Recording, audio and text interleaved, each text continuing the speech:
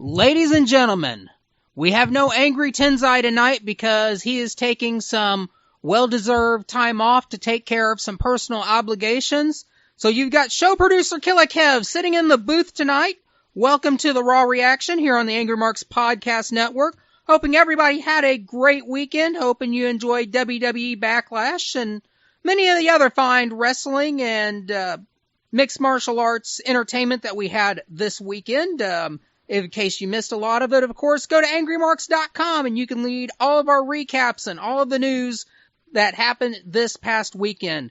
But we're not here to talk about UFC 202. We're not here to talk about the rise and fall of CM Punk. We are not here to talk about Alistair Overeem being an absolute chump. We are here to talk about the business that is WWE Raw. And joining me in the second position, as he is almost every week, the one and only Big Dick. What's going on?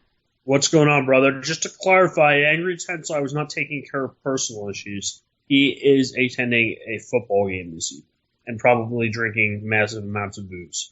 Oh, that's right. That's right. He's at the Giants game?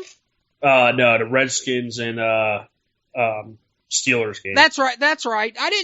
We talked about that the other day. I didn't know he was a big Redskins fan. Yeah. He's always been a big Redskins fan. It doesn't come up because, much like my football fandom in the Oakland Raiders, the Redskins, like the Raiders for the last 15, 20 years, have completely sucked. So, that's you don't hear much about either of our fandom. Yeah, that's understandable. Although you know what, I've got a lot of respect for Oakland. I've always had a lot of respect for the Raiders, even when they suck, But I understand that because I'm a Colts fan, and while we had a great 12, 13 year run with Peyton Manning, I was there since day one when the Colts came in and sucked. I hung with them. And now the Colts, they're not in championship form. They're kind of a mediocre team now. I'm still with them. Yeah, well, you've had your definitely had your ups and downs, and I mean, the whole Peyton Manning era thing was good. Getting a Super Bowl win there. Divorce was not pretty, but Andrew Luck, outside of last season, it seemed like he was going to be the next great quarterback. Now it's a little less likely than that, but we'll see. I mean, it's early season; they're 0-1, but things can change. Not the end of the world. So I'm looking forward to it. Oakland had a huge come from behind victory yesterday with some ballsy play calling at the end by their coach, which I was happy to see. And you know what? A road win is a road win in the NFL. So yeah. I'll take one and be happy about it. Absolutely. 15 years, they don't win that game. I'm thinking that really the era of the big superstar quarterback has about come to the end.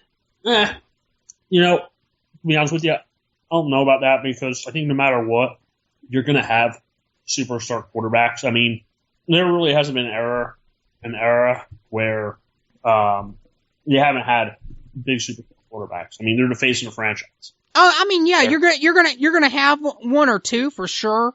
But I think we've spent like the last 15 years with so many quarterbacks who are just so completely dominant over any other position, including other quarterbacks of previous eras. And they were so competitive with each other. I don't think we're going to see that kind of era again for a long while. So I'm not going to be too down on a quarterback that doesn't live up to the level of Peyton Manning or Tom Brady or any of the great guys that we've had over the last 15 or so years. They can't play against the past. They gotta play with the future. They gotta deal with the hand that's dealt them. So yeah, I get what you're saying there. And I mean, there's very few quarterbacks who have that ability in the first place. I mean, there might be a half dozen who are capable of throwing for as many yards as Manning or Brady or someone like that. And basically everything has to go right. No injuries, no receiver injuries, no running back injuries, decent offensive line, decent defense. A lot of things that go into that. So yeah, who knows? I do want to offer my condolences to you, Philly Kev. I know you are a big Kentucky Wildcat football fan, and it looks like it may be the end of the Mark Stoops era in Lexington. I wouldn't say that just yet, but it's definitely not looking very good. We aren't seeing comeback cats here. Definitely not. But then again, somebody has to be the whipping post of the SEC. You have to have a base to build from. And if you can say anything, Kentucky is definitely the team that better SEC teams build off of. Yeah, you're right. And I mean, I think it's just, unfortunately for them this year, I think there was some expectations going into it, and they proceeded to lose their first game, blowing a, I think it was 21-point lead, and then they absolutely got whooped up on. Did they play Florida this past week? Yeah, nobody was realistically holding any hope of beating Florida. Yeah, but we're still a little chapped over, doing as well as we did in the first half of the previous week's game, and then just fucking went home. It's like, hey, we're leading 21-0, we're done. What was the final to that first game? I don't remember now. I think they won by 14. Oh wow. Yeah, embarrassing, to say the least. So, speaking of condolences, and speaking of the Redskins, our condolences to any fans of RG3. Yeah. Well, he's actually a former Redskin now. Yes, that lasted about a half of the season, or a half of a football game into the season before he went down once again with a season-ending injury. Well, He's not season-ending, but he may be. No, it's not. Yeah, it's not season-ending. He's going to be out for at least a month with that shoulder bone fracture. But kind of a really rough way to start out, especially for the Browns. The Browns have no hope once again. I mean, they've already been mathematically eliminated. But I think they got mathematically eliminated after the draft this year. Yeah. Yeah. And it's bad because I've good to go back. My fantasy teams aren't doing too great. I still have a chance, and I need Gurley to put up some big numbers tonight, and I may pull off one win. But my other fantasy team, I needed one more touchdown pass from Roethlisberger to Antonio Brown, and I would have picked up the victory tonight. Unfortunately, I got 2 and about 300 yards out of Roethlisberger. So, sadly, I am defeated in at least one fantasy football league. Well, that's unfortunate. Yeah, it's definitely speaking of putting up big points, WWE Raw definitely needed to do that with some ratings tonight. Yeah, and you know what? It's tough. It was a tough night for them too, because it's opening night football. You have big market Los Angeles giving their crap out football again. You have who else played? Washington, Pittsburgh playing tonight in that game. They're a tough spot, and ratings. I'm not that concerned about ratings anymore. People are gonna watch it when they watch it. And they'll watch it either they'll watch a replay of it, or they'll watch a replay of the matches, or they'll watch their TVR, or they'll read about it. Well, they didn't not only have to score big in the ratings to try to get back some of what they lost, but they've got to try to one up the game against SmackDown Live, because SmackDown just came off a really decent pay-per-view last night. Yeah, I was I gotta admit I didn't stay awake through all of it, but from what I saw, it was good. I liked SmackDown Live. They even made the best out of the whole Randy Orton thing. It was announced, I guess, on a day he wasn't going to be able to compete because of an injury. He suffering from concussion still, which is never a good thing. But ended up getting a match versus Bray Wyatt versus Kane, in which Randy Orton came down, landed a RKO, and got allowed Kane to pick up the victory, and allowed everybody to see an RKO out of nowhere. Now I haven't followed up on this. Has it actually been confirmed that Randy Orton is legit injured, or are we just running an injury storyline here?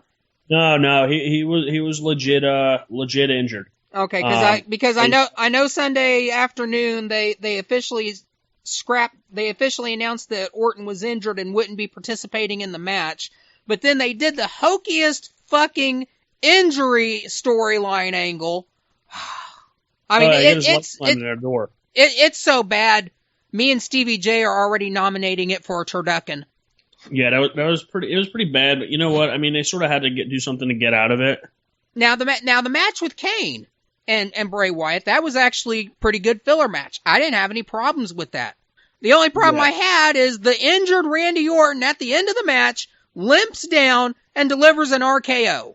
You know what? I didn't mind that just because it was something that the fans, if you got there and you're like, oh crap, Randy Orton's not wrestling, he was probably the second to third biggest draw on the pay-per-view as far as, okay, who you're looking forward to seeing outside of Styles, probably Ambrose is second, and we're probably the third biggest draw. So I think having him come out, I mean, there was no real, it didn't matter who won the match between Kane and Bray Wyatt. Ultimately, it's not gonna hurt Bray Wyatt. It's not gonna help Kane. No, it didn't really matter who won the match. So I didn't mind him coming out to do it because I mean that's not gonna hurt his concussion or cause any issues with concussion. It's basically gonna, you know what, people who paid for it and who love Randy Orton. I mean, he's probably the second outside of Cena and Styles, probably the second, third most popular wrestler. But it's not going to hurt Bray Wyatt, and it's not going to hurt Kane, and it's not even really going to hurt Randy Orton. What this hurts to me is American Alpha, who are in a storyline angle where they just got eliminated from the tag team tournament because of an leg injury, and they could not continue on. But here, Randy Orton gets a leg injury, and he's still able to limp down and interfere in a match. It just never should have happened. They just should have kept it to Bray Wyatt and Kane, and whoever won that match, it would have been absolutely fine. It was a fun match to watch. You know, we've not had a good no-holds-barred match in a while, and this was just actually fun. You just sit back and just watch it, and you didn't have anything invested in who won or who lost. Yeah, exactly. You're not that concerned about it because it doesn't really matter. I get what you're saying. You know, I don't really know the story with American Alpha. I had read that it might actually be a sort of serious injury, but at the same time, I don't think it was. No, I just don't understand why they weren't involved in the pay-per-view then. Well, they weren't involved in the pay-per-view because the story is the injury was so bad they couldn't continue on as a team, and that's why the Usos got back in. And that's what eventually set up the match, the match that they were in, Usos versus the Hype Bros, and you know, Usos won that, and then the finals of the tournament, they went on to face Heath Slater and Rhino. That's an interesting tag team combination. It's not one that's going to last long, but I've enjoyed the story, and I enjoyed the story. I actually enjoyed this match, and I liked the end. I mean, this was one of the stories where I like to say it still feels real to me, damn it. Yeah, I love Heath Slater. He's like, yeah, I feel like $100,000. Yeah. And backstage segment where he's like, oh yeah, I've taken like 8 shits today. I'm so nervous. And just going through all that. And then he's like, oh crap. I've been swerved. You've been swerved. Yeah, that was stupid and unnecessary, but I gotta give props to WWE writers when they can make fun of other writers writing on WWE Network shows. Yeah. That's why I liked it. I thought it was pretty that was pretty cool. It was a good cover-up. It was a good cover-up. So you got Heath Slater and Rhino, the new and first ever WWE SmackDown Tag Team Champions. Heath Slater gets his SmackDown contract, so we got the end of that storyline there. Hooray. It's actually one of my favorite storylines. Yeah. Coming back since the thing. I mean, Heath Slater, you know what? He can bust his chops all he wants. Being sort of an enhancement. I don't want to call him an enhancement jobber, but just an enhancement character. And, I mean, like you said, I mean, he's sort of delusional to that and thinks he's like the world champion, and I like it. I mean, he's a good technical wrestler. Yeah. Always puts on. He'll get beat up by a 70-year-old in the ring during Old Timers Night. So yeah, I mean, he's always willing to put people over. So yeah, I mean, I don't always like his character, and I don't always like the stories that they put him in. But Heath Slater as an individual, as a wrestler himself, mad respect for him. And he's been in this business for a long time. Mm-hmm. Absolutely. I couldn't agree more. So let's run down the rest of this card real quick so we can just get past it. All right. Yeah, we have a women's world champion now. Yeah, dark match. Baron Corbin defeated Apollo Crews. Nobody cares. Nope. 6-pack elimination challenge to determine the inaugural SmackDown's Women's Champion. Becky Lynch defeated Alexa Bliss, Carmella, Naomi, Natalya, and Nikki Bella. Yeah, it was a pretty good match. I enjoyed it. Start off the show. I liked it. It lasted. It was probably about 12 minutes for the first elimination, and then everybody got eliminated within a 2-minute span. So I sort of liked that because it was sort of you're waiting for some rapid fire eliminations, maybe 8 minutes in. I'm like, wait a second, everybody's still in here. Yeah, so, I mean, it started out kind of slow and it kind of lost me a little bit, but the end of the match definitely made up for it. Oh yeah, absolutely. One thing, I don't know if you watched this match, but the one disturbing thing was one of the SmackDown Live announcers made a comment about Cameron, which, if the BLM movement was watching, they might have had an objection to it. About Cameron? Yes. Or do you mean Naomi? Yeah, I mean Naomi. I was going to say, Cameron's not been with the company for a few months now. Yeah, you're right, Naomi. Naomi's rocking kicks and Cameron's rocking scrubs, so. Yeah. What'd they say? I missed it. As she's coming out, one of the commentators said, "She's my dark horse. She's my dark horse." Huh. In regard, which I find a tad bit racist. Well, I can see how somebody might go there.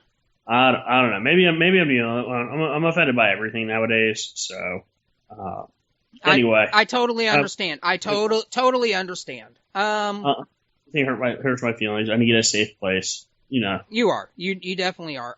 Let's see.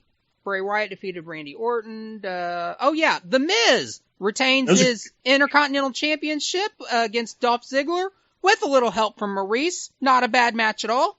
No, I really like this match, and I don't want to say it quite got Ziggler over it showed he belongs in the ring with Miz, and he'll probably end up taking the title from him at some point. But he stood toe for toe and got the crowd pretty invested in him. I liked it. Yeah, and Miz, I think, really showed why when you put him into a corner, he is a dangerous animal. You can fairly talk shit about him for walking out on matches or cheating his way through something, but you stand toe to toe with him, you are not going to have an easy night. No. I mean, I think he's one of the underrated superstars. I mean, he's not jacked out of his mind, but he's in good shape, and he puts on a hell of a match. He can put on a 20, 30-minute match, which I think this match was probably close to 20 minutes. Yeah, 18 minutes, 22 seconds, second longest match on the card. Yeah. All right, well, we got through that.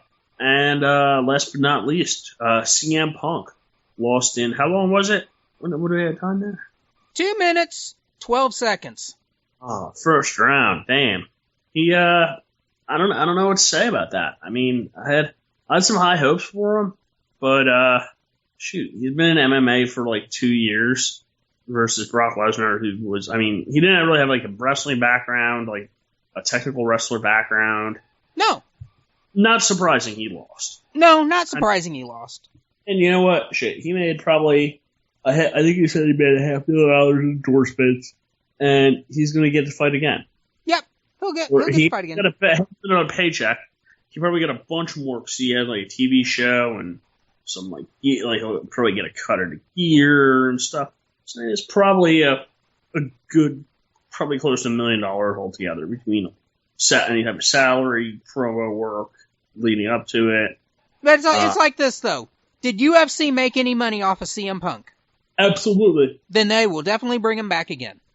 Speaking of money, last match on the pay-per-view before we move on, AJ Styles defeats champion Dean Ambrose to become WWE World Champion.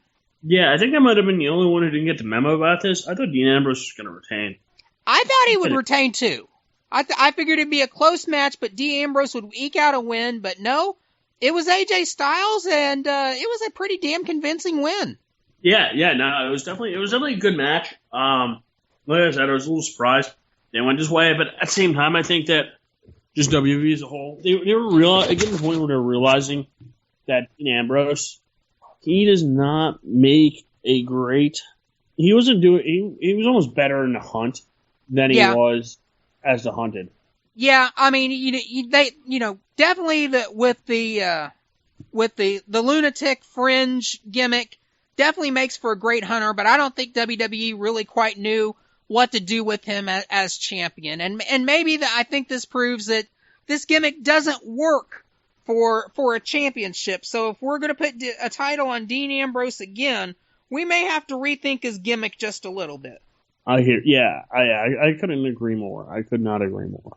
So, I don't know. Maybe he forms a stable. I mean, I don't really know what to expect. I'd like to see him. I think he's a great wrestler, but I think some that some of his moves are sort of played out. Like, I mean, you can only see him flip over backwards when going through the ropes and bounce off. And you only see it so many times. And I mean, hey, you know what? I think it's cool. I think it's awesome you're the first one to do it. Mad props to you. But you can do something else besides that. I promise. Yeah, absolutely. So, moving on, finally getting to Raw now. We're now 24 minutes into the podcast. We've talked everything but Raw. Which, it's just been an exciting weekend. I mean, Raw was an okay show tonight. I'm not going to complain too much about it. Like I mentioned, Raw really needed to do something stunning to work its way back into the graces of the fans with the ratings, and also stand up against an excellent SmackDown show. They got off to a good start, I thought. You got Mick Foley starting out in the ring, and he's got Charlotte out there, and we get Dana Brooke out there as well, and we kind of briefly go over the interactions between Charlotte and Dana Brooke. Then we get Sasha Banks come out there, and Sasha absolutely wants to make sure that she's challenging for the title in 2 weeks. Then we get Bayley showing up. Okay. So, and what were your thoughts on this? I don't like the timid Bayley. She was just a little too timid in this segment, and it kind of took a while for her to get around to this point, which is she's pretty much beaten up everybody else at this point. She needs a title shot as well. So Foley decides it's going to be Sasha Banks versus Bayley, and winner gets to challenge Charlotte at the pay-per-view. Charlotte immediately turns around and blames Dana Brooke for making this all happen, and she slaps her again. But this time, Dana Brooke doesn't take it. She slaps her back. And I'm like, damn, little Miss fucking Dynamite there. And Foley immediately decides right on the spot, it's going to be a three-way. And they're going to do it now. And this was a good match to start off this show. In the end, though, it's Sasha Banks that gets the roll up for the win. And she will be going on at Night of Champions to face Charlotte. Only real question here is whether Dana Brooke is still going to be at the side of Charlotte, because they still had some words later on in the show. Yeah. Well, I'll tell you what. What I didn't like here, I felt like Bayley should be getting in a match for the title, and almost feel like she's going to get lost in the shuffle. If she doesn't get into this title match, she's going to get lost in the shuffle. I mean, who's she going to fight? Dana Brooke or somebody else on the pre-show? Hard saying. I really don't know what they're doing, but then again, I'm not really that big of a fan of them bringing Bayley up, because I just don't think it was good timing to do it. Yeah, no, I hear what you're saying. I mean, I think that I don't know. I mean, I think that at some point they got to say, hey, you know what? You've been around, you've been champ for a while, you've had all your good matches, you got your Asuka matches, you handed over the title. It's time to go up, because she does, whether you like her or not, or you're a hugger, or you're not a hugger, she's pretty good in the ring. She is. So, I mean, let her find her way. She's going to find her way. She's going to be on pay-per-views, and she'll be the champion someday. Yeah, whether it's 2 months or 2 years, I definitely see her being the champion. Yeah, as long as she doesn't get lost in the shuffle. Yeah. So, be that as it may, we go on our next match on the show. We got Bo Dallas versus what our Raw recapper Ian Clark said was Dude in Shorts. I can't remember the guy's name. He was clearly enhancement talent here, fed to Bo Dallas. This was pretty much a nothing match. My favorite part of this match was when the fans were cheating "Let's Go Jobber." Yeah, that was it too.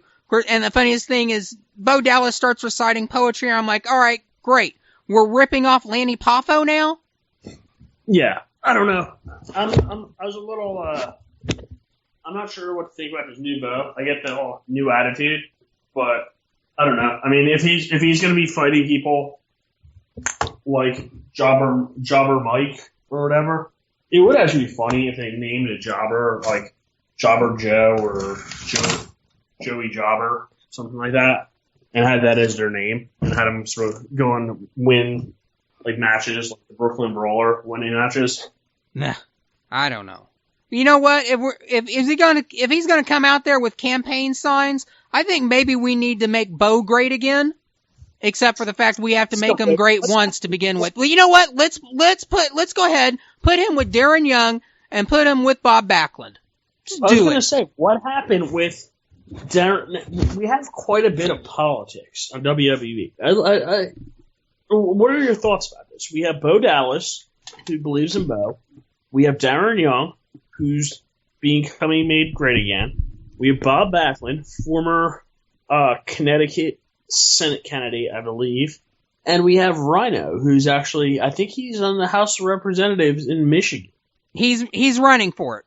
Okay, for some reason I thought he had already gotten elected. No, he won his primary race, which they held like a month ago or something.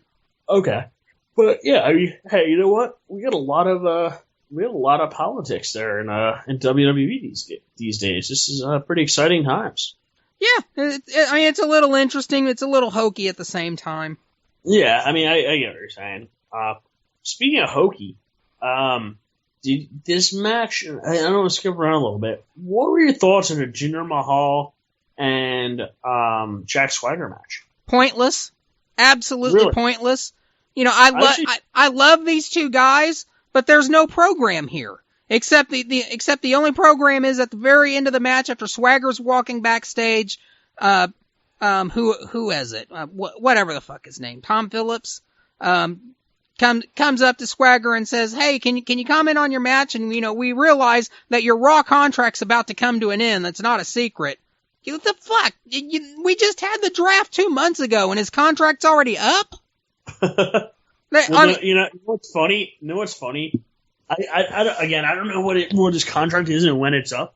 It'd be funny if his contract was expiring like next week or two, and that was like an actual live shoot backstage where he asked them that, like knowing like, hey, you know what, you just lost 1 minute 30 seconds to some guy who's pretty much a jobber last week, and your contract's up, and we're gonna rub it in. Yeah, I know where this is going though. This is going to be another stupid, pointless anger where Jack Swagger leaves Raw and gets signed to SmackDown. I don't know. To be honest with you, I thought this was a perfect opportunity. Jinder Mahal, he looked like a really bad guy. He looked like he was strapping some dynamite. Oh yeah, I mean he looked good. He looks really good. You know, and Jack Swagger looks good. But this was just a pointless match. No, I get what you're saying. I am not a fan of talented men's talent being wasted for nothing. Yeah, I mean, exactly. Plus, it's one of those things where you're sort of burying, what's his name? You're burying him there. You're burying Swagger. You're burying Swagger. Swagger could be like an IC champion there, or former WWE champion, Jack Swagger. Yeah, no, I get that. I mean, he's falling out of grace, so I think reasonably you can think of him winning like a mid-card title.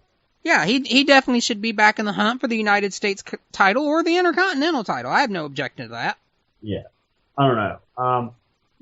I definitely think he could. I'm not holding my breath waiting for it to happen, especially after tonight. But yeah, I mean, it'll be interesting to see what they do with him if he gets released in a couple weeks or if he stays and keeps going. Now, speaking of a man whose talent is being wasted at the moment, Sami Zayn, in a segment with Chris Jericho on the highlight wheel, where basically Jericho tries to slap the taste out of his mouth and hits a code breaker on him. You know what? I like this. I like this promo. You don't have to. I think Raw actually did a good job of this tonight. There were a lot of good promos, a little bit longer promos, and not a ton of wrestling. And sometimes it's a recipe for disaster. I think it worked tonight. I don't know if it worked. I mean, I'll say this. Sami Zayn's promo on Chris Jericho and where the old Chris Jericho was, that was spot on. Because I don't care for this Chris Jericho, and really I am a fan of the old Chris Jericho. I'm not a fan of this Chris Jericho. And I really wish this Chris Jericho would just disappear. And if this is the only Chris Jericho we can get, please retire. I will not be upset with that. I won't shed a tear. I won't say it's not right. I will definitely say it is time for him to sit down and step aside and let somebody else come up and do silly talk show segments. Yeah, I hear what you're saying. I don't know. I liked it because you don't always have to have a match to bring out the best in people. And I think that this is a match. It's a good start, having some verbal sparring. It's a really good, I liked it. I liked it a lot, this segment. I think it advanced the story, and I have a feeling the next couple weeks are going to attack each other and maybe have a match, maybe not have a match. But it should be interesting to see where they ultimately decide to go with this. If this can get a good, decent match out of Chris Jericho that doesn't bore me to tears, I'm all for it. But Jericho has not been impressing me in the ring in the last year. And that's sad because this guy was definitely once one of the most exciting guys to watch. He didn't have to, wrestle all balls out to have your attention. But at this point, he's just not getting my attention. And it just almost feels like in a lot of his matches, he's just kind of walking his way through it. Yeah, no, I get what you're saying. There's not a lot of pep in his stuff, and I've noticed that too, especially like his springboard drop kick. I've noticed that. Yeah, there's not a lot of pep in his step. There's not a lot of zinging and zingers. He's just flat. I did like him saying that Sami Zayn was jealous because he gets texts from Kevin Owens and all that stuff. I don't think Zayn's impressed by any of that at all. No, but I mean, you know what? It's a good excuse to build a rivalry and get it. And I like this. I like this rivalry. Speaking of which, after a main event, and we can go over to the main event in a few minutes. After the main event, the meeting was that your brother who answered the door? Or no, I'm sorry. Was that sorry, I'm drawing a blank here. You're drunk, Vic. You're drunk. Not drunk. I'm half delirious. And for a change. What the fuck did I say? Were you going to talk about Cesaro versus Sheamus? You know what? I'm very happy about that match. I actually had $20,000 on Cesaro to win that match. Nice. Which somehow, amazingly, he did. You never would have guessed that, right? I would have given fairly even odds on it myself. Sheamus was leading that series 3-1 coming into this. Yeah, but in reality, if you're going to have it always goes to third pinfall. The only time it doesn't is if you're what was it, Evolution versus the Shield. That's the only time it's not even or pretty close to even. Yeah. And maybe a series match. Yeah, you're right on that. This is a good match. I really liked it a lot. Into the match, Cesaro just gets a roll up on Sheamus, but he pulls out some old school heel moves. He puts his foot up onto the turnbuckle. Yeah. You know what? I like it. I mean, I think that you're gonna have to be crooked like that. I mean, he definitely pushes the limits in areas. I think that I don't think I have an issue with that. No, I didn't have too much of an issue with it either. My concern is what are they going to do after they get finished with this series? Like, what is it? What's the end game for these two? The Cesaro make a main event push? If he wins, I think you have to. Okay, that's interesting. Okay. And a loss, I don't think a loss hurts Sheamus at all in this. No, you're right. I mean, I think Cesaro is sort of a new kid on the block, and having to come back, I think he's going to build a little bit more with the fans. But, it should be interesting to see how this plays out. Now, let me tell you something. Next match that we had on this card, Alicia Fox versus Nia Jax. Dear God. Poor Alicia Fox. Huh? Poor Alicia Fox. She got her ass kicked. She went from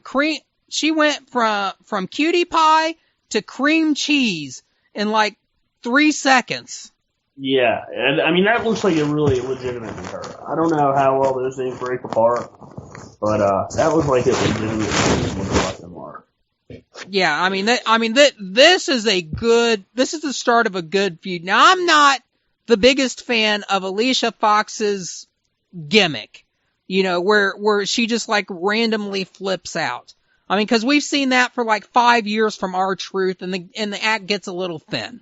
But this works here, and Nia Jax just completely flipping shit on her. That's some good stuff.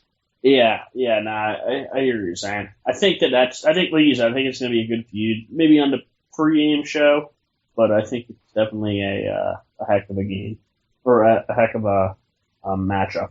Yeah. I thought that Nia Jax would win a little bit more dominantly, but I think with everything going on, I think it's a little bit it's good they pump the brakes on her.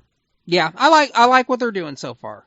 Her first feud, really. I mean, yeah, you've had the boys. I don't know if they've had anything like that, but this is going to be good for the first feud out there. Yeah. Speaking of pumping the brakes, the New Day definitely got a bunch of brake up their ass tonight. Yeah. I'll tell you what, it's amazing how much Gallo and Anderson, especially Anderson, looks exactly like Gallo. Like, if you were to shrink Gallo 6 inches and, like, the associated vault, you'd have another tag team. Yeah. Right there. This was another, I'm going to say this was an okay match. I've certainly seen better from both. This was more of a time filler match, I think, but the end of the match really got the point across here. Yeah, I get what you're saying there. That makes sense completely. So, looking at Night of Champions upcoming in the next couple of weeks, where do you see this feud going? Yeah, I hear what you're saying. No, I'm asking you, where do you see this feud going into Night of Champions? I don't know. I do not know. All right. Do you think, when is the Cesaro Sheamus feud, assuming it plays out to the end, is that going to be their last match at the Night of Champions? Yeah, they're going to have one more match on Raw next week, and then probably they'll probably take a break, and then instead of doing it at that Raw, then the next Sunday is when they're going to do it. Okay, all right, yeah, that's sort of how I see it going. What do you think about the new tag team champs? Do you think that they are going to hand these over to the Usos pretty quickly to allow them to feud with American Alpha? I'm not sure. Okay. I am really, really not sure. Fair enough. We'll have to think about that. So let's see. We skipped through a few things. Towards the end here, Enzo Amore versus Epico. Why the fuck do we still have Primo and Epico? Really? Dude, don't you want to buy some timeshares, man? That's actually pretty funny. Yeah, that was a little bit funny. I'll admit that's a little bit funny, but wrestling wise, I like Primo and Epico as wrestlers, but this gimmick is just no buys. The storyline is no buys. This feud is just no buys. It just feels like both of these teams are just way above this feud. Yeah. But what are you gonna do? I don't know. Epico gets the win after Enzo tries to suplex Epico back into the ring. Primo grabs on to Enzo's leg and trips him up and keeps him held down so he can't kick out of the pinfall. Yeah, I don't know. I mean, this didn't go anywhere. This might be the opening match for the next pay-per-view, just because it's Enzo and Cass, and everybody wants to see him. I tell you what, last match on the card, you've got Universal Champion Kevin Owens versus Roman Reigns in a non-title match. But if Roman Reigns wins, he gets to be inserted into the match between Owens and Seth Rollins at Night of Champion. I tell you what, this match kind of had a little bit of a big fight feel to it, and it played off as a big fight on the main event here, and I actually really liked this match. Yeah, this was a great match. It had everything. It even had a little interference in it on both sides, but I mean, they worked around in both cases. Now interweaving all throughout the night was Seth Rollins' interactions with various players. Mick Foley gave him a stern talking to and told him, "You're not going to interfere in this match tonight. You're going to let it play clean, and if you don't, there's going to be consequences." Rollins didn't hold back. He called out Mick Foley and said, "Look, you're going to be in Stephanie McMahon's pocket like this. I just might as well do whatever I want." And that just pissed off Foley so bad with that insinuation. But Rollins was still like, "You don't like it? The truth hurts, doesn't it?" Yeah. I mean, you know what? I'm starting to dig this new Reigns thing. We just need him to attack the heel and then continue to attack faces after that. Yeah. But I'm pretty happy with. I made a prediction last week, and it actually came correct. I said with this match being signed that watch this, there's gonna be interference from Rusev, and sure enough, there's interference from Rusev. Yeah, we got some interference from Rusev. Of course, you know, the original ending of this match was Seth Rollins did come down and he attacks Kevin Owens, which means he attacks Roman Reigns, which means Kevin Owens wins the match by disqualification, which means Roman Reigns doesn't get involved in the match at Night of Champions, which ensures that it's going to be Seth Rollins and Kevin Owens for the title. So that's good. But you get Mick Foley out here, who's now really pissed at Rollins and promises there's going to be some retribution for that. But then he restarts the match to make sure that there is going to be a winner here. And this became even more of a knockdown, drag-out fight than it was before the disqualification. So that was pretty damn good. And then we got the finish where Rusev came out and leaped up on the apron, and that distracted Reigns just enough to get him off his game while he hit the Superman punch on Rusev, and then Owens gets to finish off Reigns to make sure he's not going to be at the pay-per-view. Yeah, I like this. I like this a lot. I think that the Reigns and Roman match the hell on a pay-per-view. Yeah, I think this is gonna be a pretty good match at the pay-per-view. And then after the match, you had Rusev. I think got a little bit of a cheer from the crowd because he proceeded to clean Roman Reigns' clock here. Vic?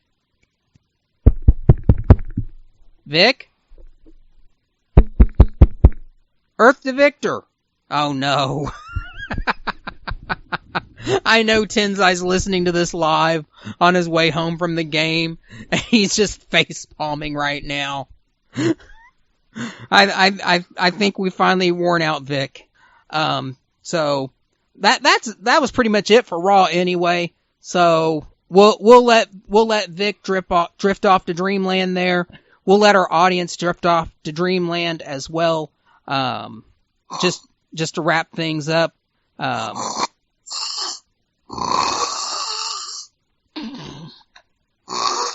I can't help it. We've done this for 3 years now. Still cracks me up every time he falls asleep right in the middle of a thought. I'm sorry. What's so funny? Nothing. Chicken head. Chicken head? What? Chicken head? Yes. Oh man, chicken head. All right, man. Well, what else we got to cover? That's it. I give this show a B plus. I'll go with the B plus because there weren't a ton of great matches, but I felt the backstage segments for the most part held everything together. Yeah, they actually made sense, and it didn't drag the show down. That's all we can ask. Yeah. So wrapping up things here, tomorrow night we've got Undisputed Wrestling show at 9 p.m.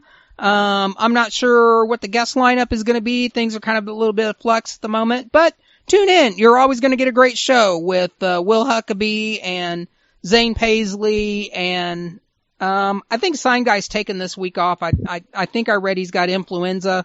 Hope he gets better soon. Catch it from Robot Hillary, or did he catch it from the fake Hillary person? No, Hillary has pneumonia, not influenza. I thought she had fake pneumonia. I don't know. Okay. But tomorrow night, Undisputed Wrestling show at 9 p.m. and 11 p.m. we may or may not be doing the newest episode of Mike and Rob's SmackDown Self-Destruction. If we don't do it Tuesday night, we will definitely do it on Wednesday night for sure, and we'll have that posted. We'll have new episode of Glove Up or Shut Up posted on Wednesday night as well. Thursday night AMP coming up, they're going to do a lot more in-depth detail on WWE Backlash and everything from New Japan, might even go into a little bit of UFC 202. So stay tuned for that. Much more coming up on Angry Marks Podcast Network. Vic, anything you want to say before we get out of here? Oh, man, anything I want to say? You said we don't have any guests yet for tomorrow? Not sure who the guests are going to be. We had a lineup, and then we kind of had to change some things. So, we're definitely going to have a guest, just not sure who yet. Ah, man, I want to know who it is. I can pass on a good word and reconnect their shit for free. I don't have anything else. I think I'm just about it. I'd say this show is a B plus.